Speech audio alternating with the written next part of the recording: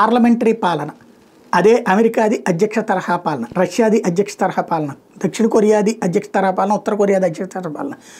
ఉత్తర కొరియాల దక్షిణ కొరియా లాంటి చోట్ల అధ్యక్ష తరహా పాలన ప్రజాస్వామ్యతంగా ఉంటుంది. ఇప్పుడు ఆ ప్రజాస్వామ్యతంగా ఎన్నికైనటువంటి దక్షిణ కొరియా అధ్యక్షుడు వెళ్ళి ఆ దేశ ప్రజాస్వామ్యాన్ని కుప్పకూల్చినటువంటి వేళ అతన్నే అరెస్ట్ చేసి జైల్లో పెట్టడంతో ఇప్పుడు దక్షిణ కొరియా అనాథగా మారిందనాల. ప్రజాపాలనకు వ్యతిరేకంగా డిసెంబర్లో అత్యధిక పరిస్థితి మార్షల్ లా విధించిన దక్షిణ కొరియా అధ్యక్షుడు యున్ సుక్ యోల్ని దర్యాప్తు అధికారులు ఎట్టకేలకు అరెస్ట్ చేశారు. దీంతో కొద్ది రోజులుగా యూన్ అరెస్ట్ విషయం నెలకొన్న సందిగ్ధత తెరబడింది. అధ్యక్ష కార్యాలయం భద్రతా సిబ్బంది నుంచి తొలి తీవ్రస్థాయిలో ప్రతిఘటన ఎదురైనా సరే దర్యాప్తు అధికారులు చివరికి అధ్యక్ష భవనం లోపలికి వెళ్లి యూన్ అరెస్ట్ చేసి తీసుకెళ్లారు.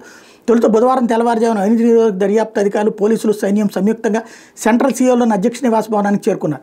వీరు రాకను ముందుగానే పసిగట్టిన అధ్యక్షుడు భద్రతా బలగాలు ముందు వైపు బస్సుల్ని, చుట్టూతా బ్యారికేడ్లని, ముళ్ల కంచెలను ఏర్పాటు చేశాయి. తొలుత బస్సులను దర్యాప్తు అధికారులు నిచ్చెనల సాయంతో ఎక్కి వాటిని దాచేశారు.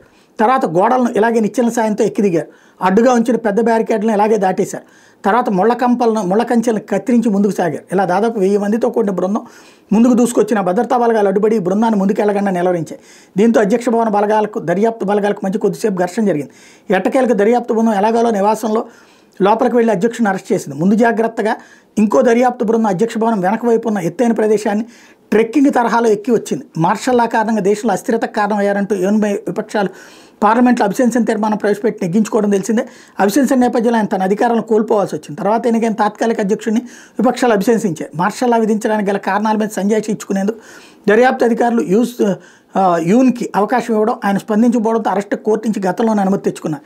ఇటీవల అరెస్టుకు ప్రయత్నించే విఫలమైన దర్యాప్తు అధికారులు బుధవారం మరోసారి ప్రయత్నించి సఫలమయ్యారు. చట్టబద్ధ పాలన దేశంలో కుప్పకూలిందని అరెస్టుకు ముందు రికార్డు చేసిన ఒక వీడియో సందేశంలో అధ్యక్షుడు యూన్ వ్యాఖ్యానించారు. పదవిలో ఉండి అరెస్ట్ అయిన తొలి దక్షిణ కొరియా అధ్యక్షుడిగా యూన్ చరిత్రలో నిలిచిపోయారు. వచ్చే కొన్ని వారాల పాటు ఆయన కస్టడీలో ఉండిపోబోతున్నాడు. దేశంలో తిరుగుబాటు తెచ్చేందుకు ప్రయత్నించారన్న అభియోగాల మీద ఆయన అరెస్ట్ చేయదలిస్తే 48 గంటలలోపు ఆ మేరకు కోర్టు నుంచి అనుమతి తెచ్చుకోవాలి, లేదంటే ఆయనకు మళ్ళీ విడుదల చేయాల్సి ఉంటుంది. ఒకవేళ సాధారణ అరెస్టుగా ఆయన అదుపులో తీసుకుని ఉంటే నేరాభియోగాలు మోపేలోపు మరో 20 రోజుల పాటు ఆయన తమ కస్టడీలోనే ఉంచుకోవచ్చు. ఆయన అరెస్టును ఆయన తరపు లాయర్లు తప్పుబట్టారు. దేశద్రోహం సెక్షన్ల కింద నమోదైన కేసులను అవినీతి నిరోధక అధికారులు దర్యాప్తు చేయలేదని, అరెస్ట్ అన్యాయమని వాదించారు.